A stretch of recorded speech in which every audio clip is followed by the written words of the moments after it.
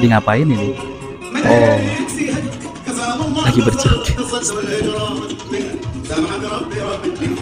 Widih. Sambil rokokan ya. Wah.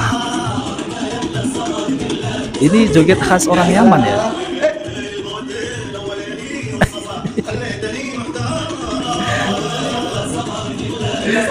Sangat menghibur sekali ya.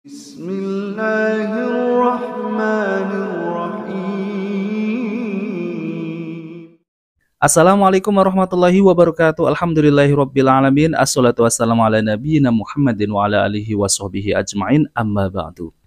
Teman-teman yang dimuliakan Allah Subhanahu wa taala, kita bertemu kembali di channel Cahaya Hidayah. Nah, teman-teman, jadi di kali ini saya akan membagikan video yaitu tentang terkait dongeng-dongeng khurafat yang didengungkan oleh Habib Bahar. Namun sebelum itu kita akan bahas sedikit ya, teman-teman.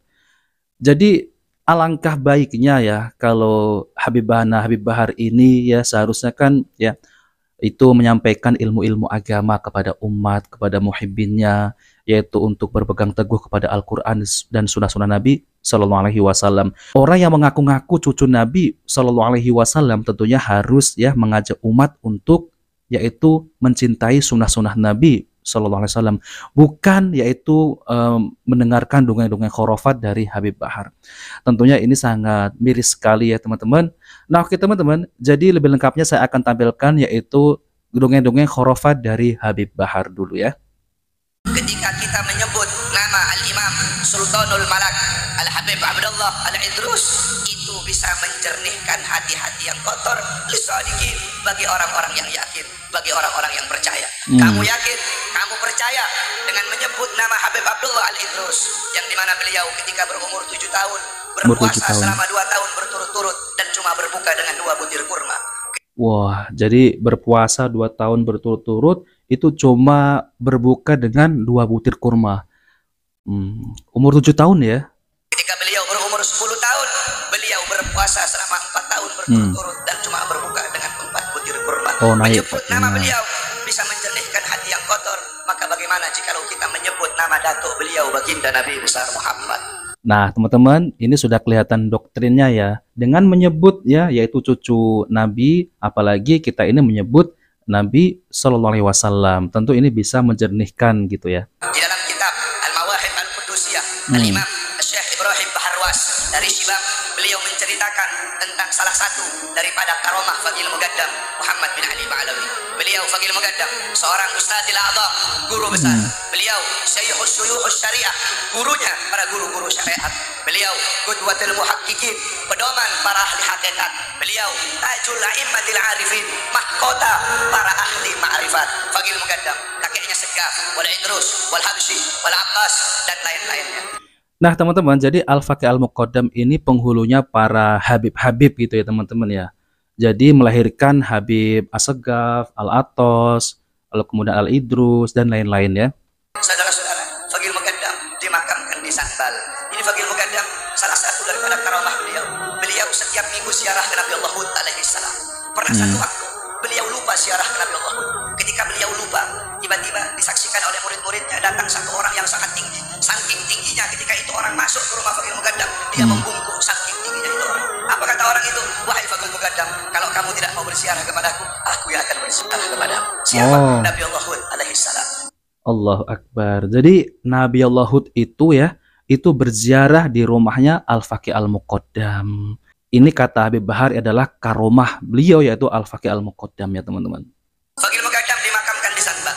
Sanbal, magam para aulia, magam para khutbah, para fuqaha, para ulama, para hukama. Di situ ada beberapa juga dari magam dari sahabat yang meninggal di perang Badar. Saudara-saudara sekalian, dulu ada satu orang fasik, satu orang fajir dimakamkan.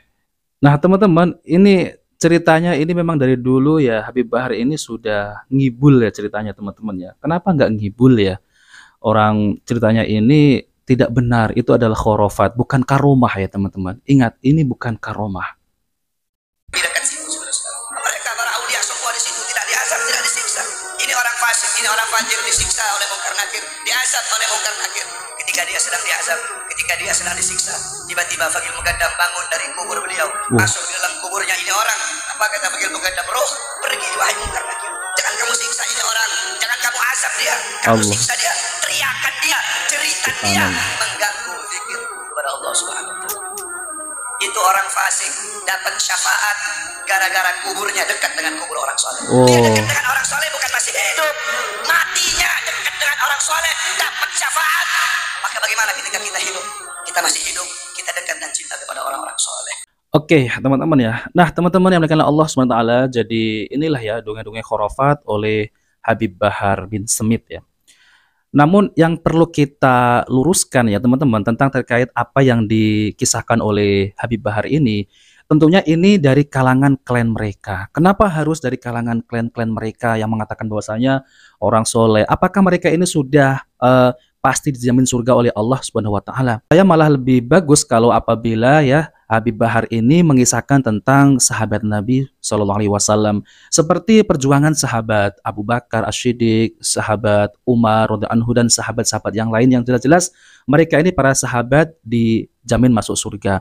Tentunya kalau kita mengingat ya perjalanan para sahabat ya, lalu kemudian kita mengingat akan akhirat, itu malah lebih bagus ya daripada kisah-kisah yang semacam ini. Coba teman-teman ya, apakah benar kisah-kisah tersebut bahwasanya Al-Faqih Al-Muqaddam ini didatangi yaitu oleh Nabi Hud. Nabi Hud itu datang berziarah di rumahnya Al-Faqih Al-Muqaddam. Coba teman-teman ya, apa yang bisa diambil ilmu dari Habib tersebut? Katanya karomah. Karomah apa ini? Ini bukan karomah, jelas-jelas bukan karomah. Kita mempercayai karomah. Ahlussunnah itu wajib mengimani adanya karomah. Namun bukan hal yang semacam ini. Ini malah bukan karomah, namun ini adalah dongeng teman-teman ya. Subhanallah.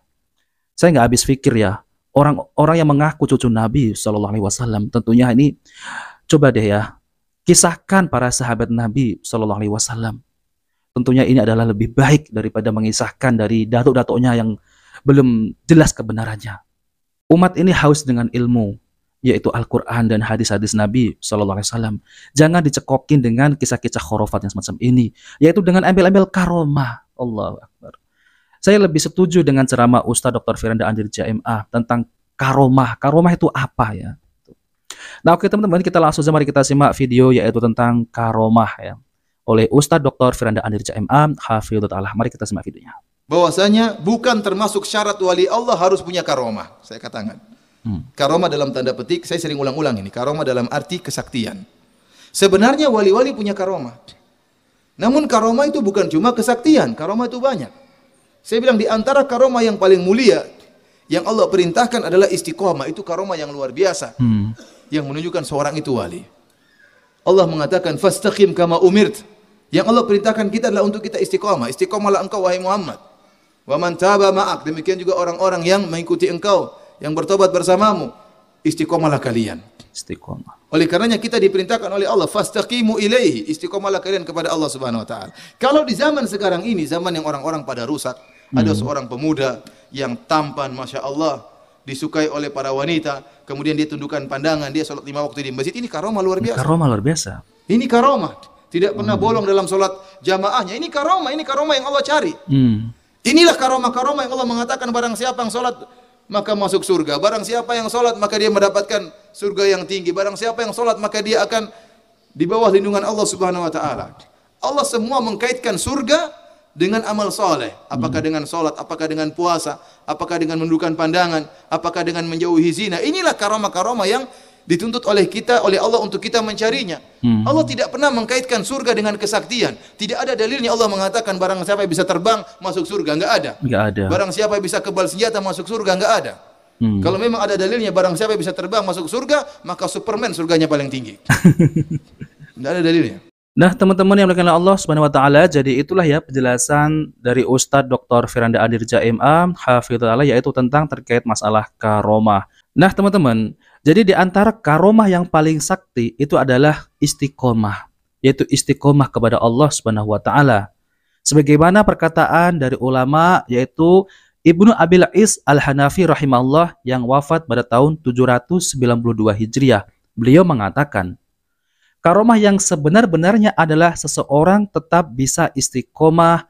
Allah Ta'ala tidak memuliakan seorang hamba dengan suatu karomah yang paling besar, kecuali dengan memberinya taufik untuk tetap melaksanakan apa-apa yang Allah cintai dan ridhoi, yaitu taat kepada Allah dan kepada Rasul-Nya.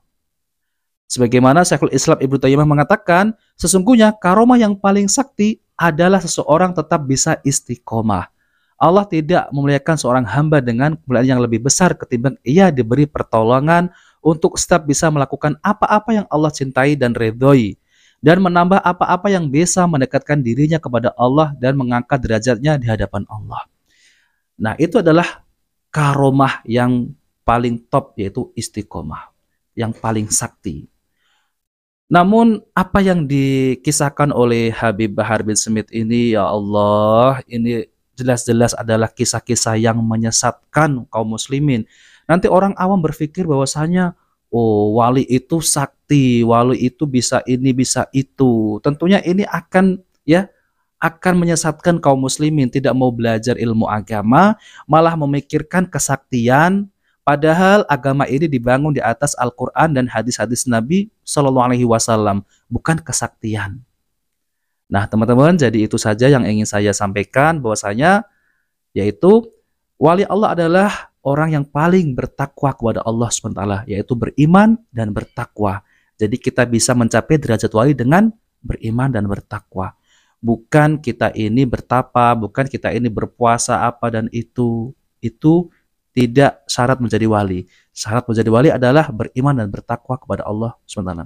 Jadi bagaimana kita bisa membentengi dengan yaitu kisah-kisah khurafat. Nah, maka kalau kita ingin jauh dari kisah-kisah khurafat, jangan dengarkan. Ya, kita mencari ilmu agama, belajar Al-Quran dan Sunnah Nabi SAW. Kalau kita ingin menambah keimanan lagi, ya kita membaca sirah Nabi SAW. Dan para sahabat ini sudah tentu dijamin surga oleh Allah Subhanahu wa taala. Nah, oke teman-teman, jika video ini bermanfaat jangan lupa like dan subscribe di channel Cahaya Hidayah. Wabillahi taufiq wal hidayah. Wassalamualaikum warahmatullahi wabarakatuh.